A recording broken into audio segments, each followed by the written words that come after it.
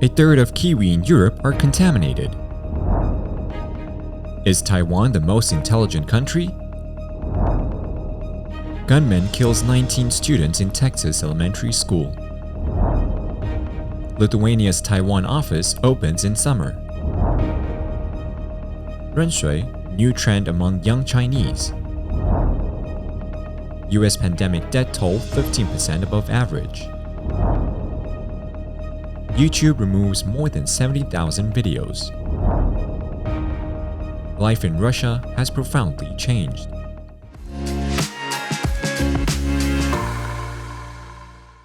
Hello, I'm Johnny. Thank you for joining us on FUNDAY News. It's May 26th, Thursday, and here are your top stories. A study published on May 24th by the Pesticide Action Network Europe Group said European citizens have been exposed to a dramatic rise in both the frequency and intensity of residues of pesticides over the past decade.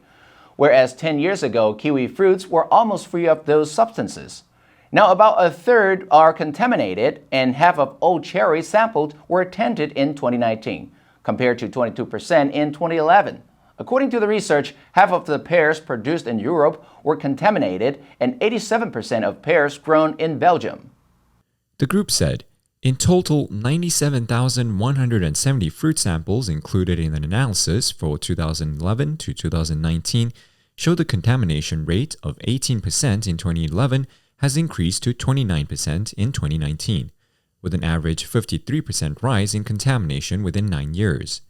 The group urged member countries should immediately ban the 12 most toxic candidates for substitution and called on the European Commission to ensure that substitution guidelines are reviewed independently by the end of the year.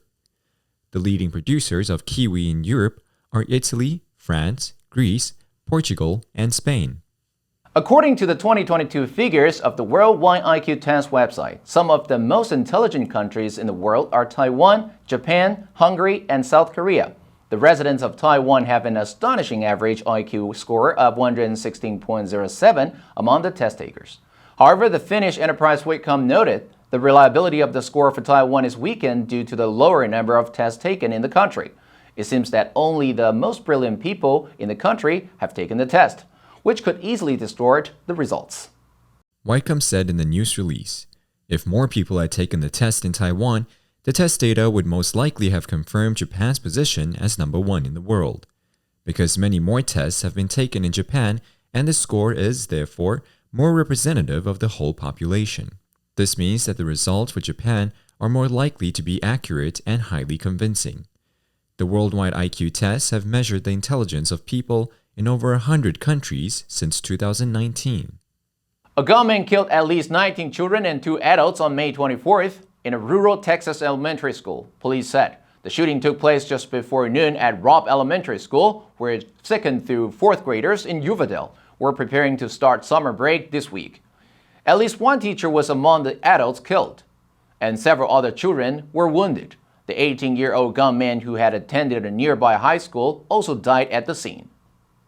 In a brief address from the White House on Tuesday night, President Biden grew emotional as he reflected on the attack and called for action. Biden said, "It's just sick," referring to the sort of weapons that are easily available in the United States and used in mass shootings. The U.S. National Rifle Association is set to hold its annual meeting in Houston starting on Friday. Governor of Texas, Greg Abbott, is among the list of prominent Republicans slated to appear, along with former President Donald Trump and Senator Ted Cruz. Lithuania's Minister of Economy and Innovation, Aussie Omanate, said on May 19th that the Lithuanian representation in Taiwan could be operational in a few months. Minister Omanate said not so long ago, the ministry received an official letter from Taiwan Ministry of Foreign Affairs confirming that Lithuania could open a representative office in Taipei. The minister noted that the physical premises for the Lithuanian representation have already been prepared. Minister Ammonahiti assured, in response to MP's question, that with all the procedures we will physically be able to send a representative there at the end of summer-autumn.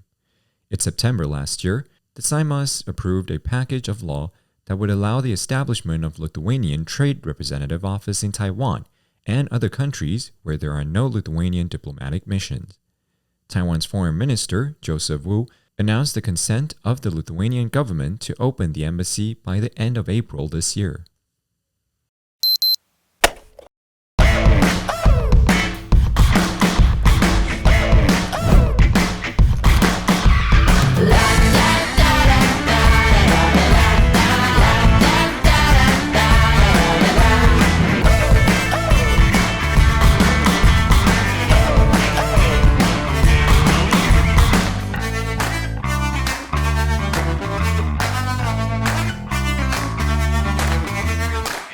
On May 24th, the New York Times reported a new trend known as the run philosophy and the last generation are the rallying cries for many Chinese in their 20s and 30s who despair about their country and their future. Censored and politically suppressed, some are considering voting by running away from China to seek a safer and brighter future.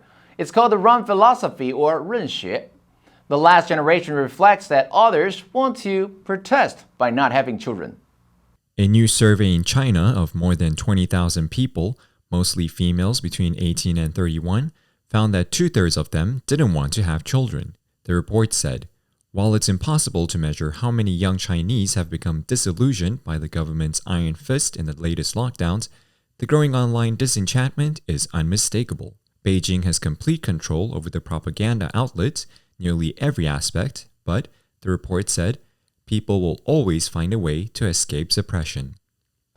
According to data released by the World Health Organization this month, U.S. deaths were 15% above normal. It is surpassed by only 4 other large countries in the same income group: Chile, the Czech Republic, Poland, and Romania.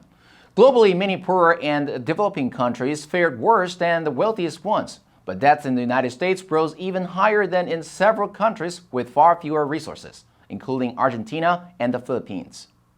The data of WHO showed in countries like Australia, China, and Japan, the number of deaths in 2020 and 2021 estimated by the WHO was actually lower than normal.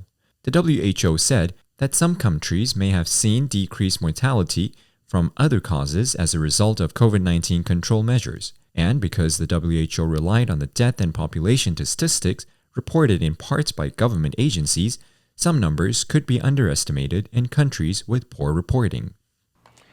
YouTube has taken down more than 70,000 videos and 90,000 channels related to the war in Ukraine for violating content guidelines, including the removal of videos that refer to the invasion as a liberation mission.